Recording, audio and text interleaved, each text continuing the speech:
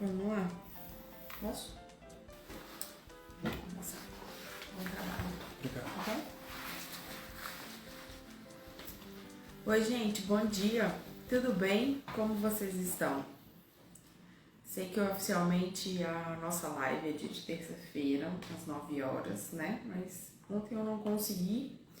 E para eu não deixar de fazer esse momento nosso aqui, que eu acho super importante, eu resolvi fazer hoje, que hoje eu tava mais tranquila, né? Essa semana milhares de coisas aconteceram, minha agenda atropelou e etc. E acabou que muitas coisas eu tive que readaptar, né? A vida não é linear, basicamente é isso.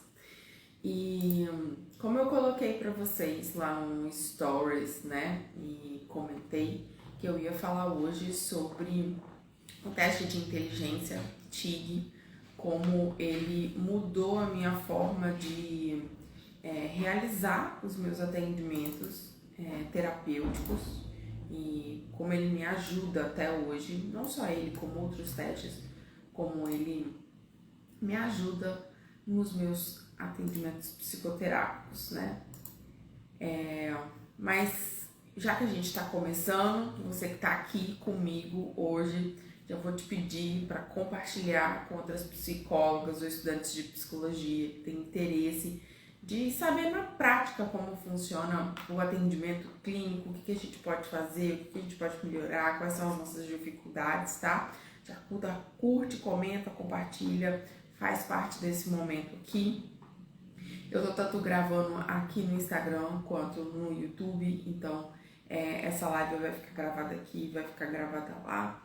E vamos começar porque o negócio aqui é ter conteúdo, né?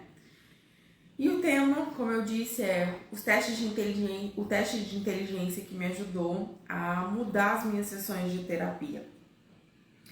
Vou contar um pouquinho pra vocês a minha história como psicóloga, né? Eu já tenho 10 anos de formada e nesses 10 anos eu sempre estive trabalhando em contexto de RH, tendo a minha clínica, tá? E dando aula. Paralelamente eu sempre fiz essas coisas ao mesmo tempo. Hoje, né, hoje quando eu falo nos últimos 3 anos, né, desde o processo da pandemia, eu me dediquei praticamente a só dar aula e a estar na minha clínica no meu contexto terapêutico. Então, dentro da minha clínica, eu faço terapia, né, normal, faço avaliação psicológica e faço orientação profissional de carreira. São esses 3 serviços que eu trabalho com o público geral. E com o público que é psicólogo, né, normalmente eu faço supervisões de avaliação psicológica e de atendimento clínico. E aí você deve estar se perguntando, tá, Júlia, o que tem a ver os seus serviços com relação ao teste de inteligência, o TIG, etc. Para avaliação psicológica, é lógico que eu utilizo ele com frequência, né? Mas dentro da orientação profissional você utiliza, dentro do atendimento clínico de terapia você uso. Por quê? Lá no começo, quando eu estava na faculdade, eu escolhi trabalhar com a abordagem da psicoterapia breve e focal. Não sei se você conhece esse tipo de abordagem terapêutica, acho que eu vou tirar o óculos, né, para ficar melhor, porque tá dando reflexo, vou fazer isso. Eu era da abordagem da psicoterapia breve e focal, de base psicanalítica, e eu trabalhava muito com a técnica do triângulo de conflito, né?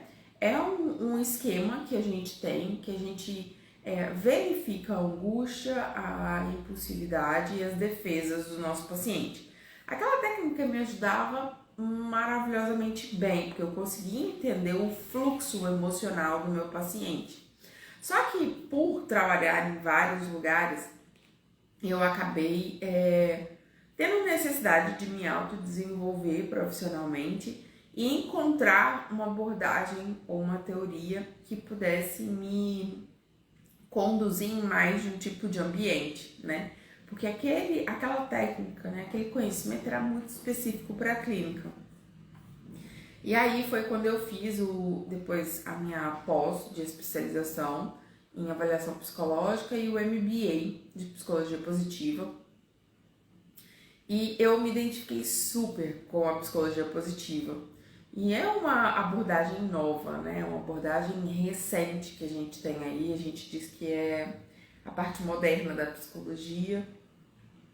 E com esse conhecimento, né, tanto a especialização em avaliação quanto o MBA me fez ver o quanto que fazer o uso de ferramentas validadas ou o uso de ferramentas com uma visão mais lúdica dentro do processo terapêutico evoluía muito os meus atendimentos. E aí foi a partir daí que eu comecei a inserir alguns testes dentro dos meus atendimentos terapêuticos. E um deles foi o teste de inteligência, principalmente para a sessão de terapia. Isso porque quando eu comecei a estudar, né, os instrumentos, as ferramentas lá no processo de avaliação psicológica, eu vi o quanto que é bonito. Eu falo que é bonito porque eu super me identifico, né? É bonito ver a construção de um instrumento, sabe? Como os pesquisadores, eles pensam na narrativa, na forma que a pessoa vai fazer uma escolha, qual é o impacto que isso tem no resultado, a montagem do instrumento, em quantas pessoas aquilo já foi aplicado para mostrar se tem uma repetição de resultado, como aquilo interfere na maneira como a gente percebe as informações. Então, o uso de instrumentos dentro dos meus atendimentos me fizeram ter mais precisão nos dados dos meus pacientes, e isso fez com que eu pudesse criar estratégias mais precisas para o desenvolvimento deles, seja dentro da terapia, seja dentro da orientação profissional, seja dentro da avaliação psicológica, né? E aí, o teste de inteligência que eu queria mostrar hoje para vocês, vou trazer o livrinho dele aqui, esse aqui, é o TIG, tá? É um teste que tem 30 atividades para o paciente fazer. Esse daqui eu utilizo muito presencialmente, tá? Tanto para fazer avaliação psicológica, quanto no universo das sessões de terapia. O que eu utilizo online é um outro, que é o G36, o G38 e mais 2 outros testes de inteligência. Mas o interessante de conhecer esse tipo de ferramenta e aplicar nos seus pacientes é o que? O teste de inteligência, ele não serve simplesmente para que a gente verifique o QI do nosso paciente, né? O índice de inteligência dele dentro da curva de desenvolvimento cognitivo. Não é para falar o quão inteligente aquela pessoa é, simplesmente. O fato da gente conhecer em profundidade um teste como esse vai fazer com que a gente entenda qual é a linha de raciocínio dessas atividades básicas que os nossos pacientes fazem. Com essas atividades, a gente consegue perceber como o nosso paciente tem mais facilidade ou mais dificuldade para absorver alguns tipos de informações. E aí todo o teste de inteligência, né, ele vai fazer uma análise básica de alguns tipos de raciocínio. E aí vale eu ressaltar que aqui a gente tem teorias diferentes que a gente precisa abordar, que é a de inteligência geral, do fator G, e a de inteligência múltipla.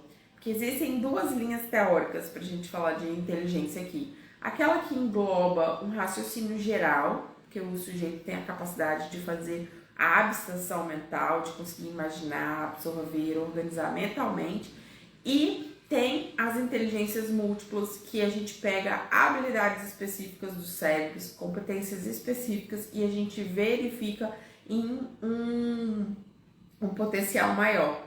Essas teorias são distintas? Não, elas não são distintas porque a gente tem um único cérebro. Então, dentro do cérebro, a gente vai conseguir tanto ver uma característica como a outra. Eu costumo dizer que é muito importante a gente avaliar o paciente tanto no aspecto geral, né, a capacidade geral dele, como na capacidades específicas. Porque ambas vão mostrar para mim como o paciente se autodesenvolve, quais são as habilidades que ele tem mais facilidade e quais são as habilidades que ele tem mais dificuldade, né? Quando eu falo habilidade, é o tipo de raciocínio. Então, o TIG me ajudou a entender como o meu paciente, ele raciocina dentro da sessão. Esse teste, ele avalia, em geral, 4 tipos de raciocínios, tá? Esses raciocínios a gente pode considerar que eles são básicos, gestálticos, complexos e eu não lembro do outro que eu preciso fazer uma observação aqui. Cadê?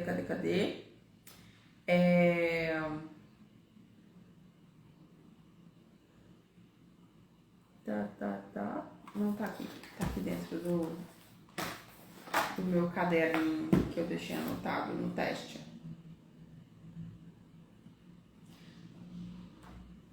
Relações específicas, gestálticas, complexas e básicas. Qual é a diferença de cada um deles? Lá no método CAPT, eu costumo dizer para os meus alunos que para a gente entender esse processo de escolha e de raciocínio dos nossos pacientes, a gente precisa ter em mente que o nosso paciente absorve, organiza, interpreta e reage. Esse ciclo é muito automático para o nosso cérebro, né? Mas quando a gente está dentro do processo terapêutico ou de uma avaliação psicológica, o nosso papel enquanto profissional, enquanto psicólogo, é identificar a maneira como ele faz cada uma dessas 4 etapas que eu disse aqui. E o teste de inteligência, ele naturalmente mostra para mim a maneira como esse sujeito absorve e organiza essas informações. Quando a gente está falando de um tipo de raciocínio básico, é que o paciente ele consegue fazer uma linha de raciocínio de somar, de dividir, de identificar raciocínios muito simples. Então, vou dar um exemplo aqui de um paciente em processo de terapia, né? É muito fácil para o paciente conseguir identificar o trauma dele, ou conseguir verificar o que faz com que ele tenha dor sobre aquilo.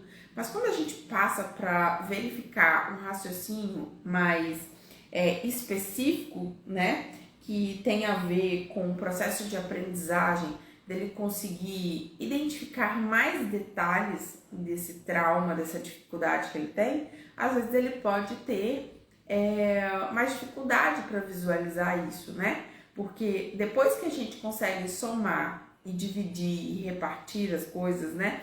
A gente precisa ver aquilo de um jeito mais complexo. A gente precisa ver outras variáveis. E para a gente conseguir ver outras variáveis, a gente precisa conseguir imaginar. A gente precisa conseguir projetar. Então, essas competências e essas habilidades, elas estão relacionadas diretamente com o teste de inteligência.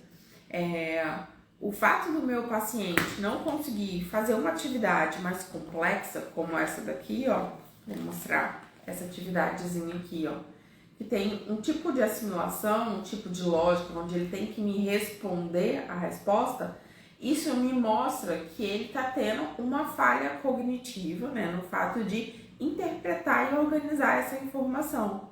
Quando eu analiso a maneira como foi construída essa atividade, eu consigo minimamente entender que o meu paciente, quando ele lida com 3 informações, ou ele lida com uma informação que requer a visualização de muitos detalhes, ou é um raciocínio indutivo, é um raciocínio onde ele precisa entender aqui a gestalt, ver o todo e conseguir fazer um encaixe desse todo, isso me mostra o que eu posso desenvolver com ele dentro da terapia.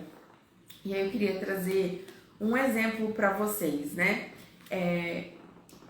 Dentro dos meus atendimentos, uma vez eu tive a oportunidade de atender uma pessoa onde ela tinha muita dificuldade de lidar com mais de 3 informações ao mesmo tempo, tá? Essa pessoa não tinha dificuldade intelectual, ela conseguia absorver, ela conseguia processar as informações, ela relatava o problema. Mas no momento em que ela precisava gerir essas informações mentalmente, né? Ter a visão de todas elas e conseguir alternar para ter uma atitude mais dinâmica, mais flexível diante da situação que ela estava vivendo, ela não conseguia, então ela ficava um pouco mais rígida. Quando a gente aplicou o teste de inteligência e eu mostrei para ela que ela tinha mais dificuldade de lidar com mais de uma informação ao mesmo tempo, né? E ela viu que ela generalizava muitas coisas no momento de falar sobre o seu problema, ela parou e pensou: poxa, se eu tenho dificuldade, como é que eu faço para lidar com as situações que eu tenho diversas informações para lidar? E aí ela entendeu a dificuldade que ela tinha no trabalho, ela entendeu o porquê que no meio de uma discussão dentro do namoro, ela tinha dificuldade de sustentar as emoções na conversa, porque ela tinha que analisar várias informações. Ela entendeu que no momento em que ela precisava ser mais dinâmica, ela tinha dificuldade. Então, o teste de inteligência mostrou para mim, quanto para o meu paciente, quais eram as habilidades que ele tinha mais baixas. E a partir daí, dentro do processo terapêutico, a gente pôde inserir determinados tipos de atividade para desenvolver as habilidades que esse paciente tinha, né? Esse paciente tinha. Vou tomar água porque eu tô ficando rouca já. Costumo dizer que o processo terapêutico, ele não é simplesmente pra gente falar de problemas. Chega um determinado tipo de momento da terapia ou de qualquer outro serviço psicológico que nós, profissionais como psicólogos, a gente precisa aprender a desenvolver habilidades específicas dos nossos pacientes. Essas habilidades, elas são cognitivas, emocionais e sociais. Só que, para a gente desenvolver as características emocionais e sociais dos nossos pacientes, a gente precisa entender o funcionamento cognitivo, o funcionamento cerebral, porque é ele que vai estruturar, que vai dar a base de habilidades para que o nosso paciente consiga minimamente desenvolver a capacidade de linguagem, a capacidade de imaginação, a capacidade de autocontrole. Então, o teste de inteligência naturalmente me fez entender mais sobre o funcionamento neuronal, o funcionamento psíquico do meu paciente. E isso fez com que eu entendesse qual era a competência que ele precisava desenvolver. Existe um outro caso, né, uma outra situação de um paciente com TDM, tá? Se você não sabe o que é TDM, é transtorno depressivo maior, e ele é um sujeito com muita inteligência, né? Eu tô falando de um caso clínico aqui meu. Ele é muito inteligente, mas por mais que ele tenha boas habilidades em todos os tipos de raciocínio, o fator de depressão, por vezes, afeta também a capacidade atencional dele. E aí, além do teste de inteligência, eu também aplico o teste de atenção nos meus pacientes. E nós temos 6 tipos de atenções. Não vou citar as atenções aqui, mas a gente tem 6 tipos de atenções. E uma dessas atenções é fazer com que a gente consiga gerenciar mais de uma informação ao mesmo tempo. E o meu paciente, tanto no teste de inteligência como no teste de atenção, me mostrou que ele tem dificuldade de lidar na sustentação de mais de um tipo de informação, ser flexível mentalmente na maneira de gerir as informações. Então, o fato de eu aplicar essas ferramentas traz evidências terapêuticas para mim, ou dentro do processo de avaliação psicológica e orientação profissional, aquela característica do meu paciente. Então, eu saio de um papel de dedução, né, que é o que a gente não pode fazer, para um papel de interpretação de um dado que é fidedigno, um dado que é evidente. O fato de um paciente meu trazer a informação que ele está desatento, que ele não consegue memorizar as coisas, que ele perde a informação, são elementos, são características que me fazem querer aplicar instrumentos neles, para que eu consiga minimamente ver ali a informação, se ela é simplesmente um aspecto emocional ou se existe de fato uma dificuldade cognitiva dele processar aquele tipo de informação. E isso me leva a ter critérios dentro do meu atendimento, sabe? Porque se for um aparato cognitivo, aquilo é estrutural, aquilo é básico e eu tenho uma capacidade de desenvolvimento mais específica, mais limitada, vamos dizer assim. Agora, se for no quesito emocional, eu preciso entender quais são as crenças, quais são as ideias, quais são as vivências e as experiências que o meu paciente tem, tá? Então, eu consigo, através das ferramentas, ser mais criteriosa nas técnicas que eu vou utilizando dentro dos meus atendimentos clínicos. Não sei se vocês sabem, mas os testes de inteligência, eles foram criados lá em 1905, tá? Por Alfred Binet, na França. Eu ia falar Espanha, mas é França. E ele criou esses instrumentos segundo uma demanda social, tá? Existia uma necessidade social escolar que pudesse entender melhor o processo de aprendizagem das crianças francesas. E Alfred, ele era um cientista e ele, a partir daí, construiu atividades para avaliar o desenvolvimento dessa criança. De lá para cá, mais uma vez, lá na Segunda Guerra Mundial, em 1939, mais ou menos, foi 39, 40, o teste VISC foi criado com referências também na questão da Segunda Guerra Mundial.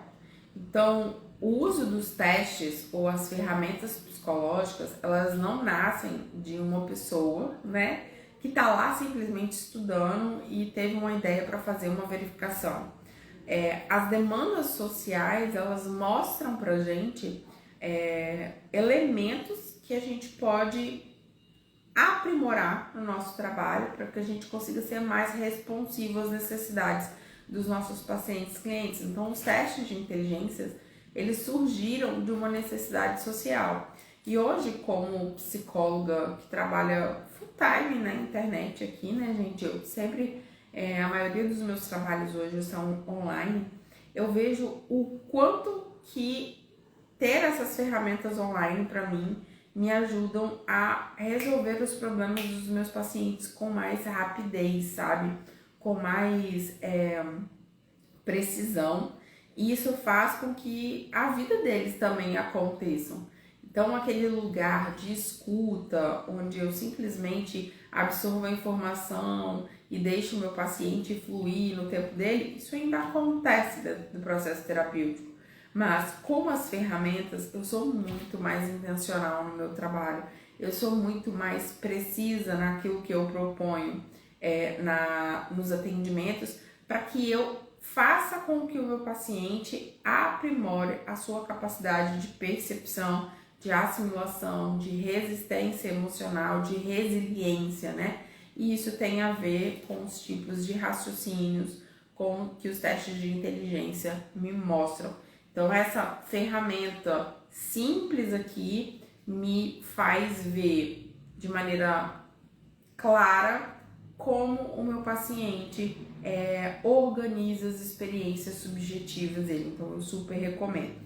E aqui fica o meu convite, né, para você que é psicólogo, estudante de psicologia, que tem vontade de aprender sobre essas ferramentas, não só essa, mas de atenção, de memória, de personalidade, de avaliações de transtorno mental e entre outras ferramentas, tem 2 convites aqui que eu vou deixar para vocês. É o acervo de ferramentas terapêuticas que eu possuo e o curso Método CAPT, que é o meu método, tá? Que eu desenvolvi ao longo desses 10 anos, que eu faço para conseguir desenvolver melhor os meus atendimentos. Então lá tem o passo a passo para você aprender sobre como absorver as informações do seu paciente, como fazer anamnese, como verificar determinados tipos de aspectos do exame mental, em que momento você aplica tal instrumento,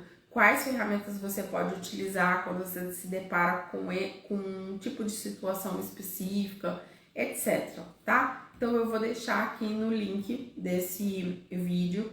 Se você está assistindo do YouTube, vai estar na legenda. Se você está assistindo no Instagram, vai estar te pedindo para escrever uma palavra aqui nos comentários, né? Na legenda vai estar escrito qual é essa palavra. E é só você clicar que você vai diretamente para as páginas, tanto do acervo quanto do curso, para você conhecer um pouquinho mais esse trabalho de uso de instrumentos no nosso dia a dia, tá?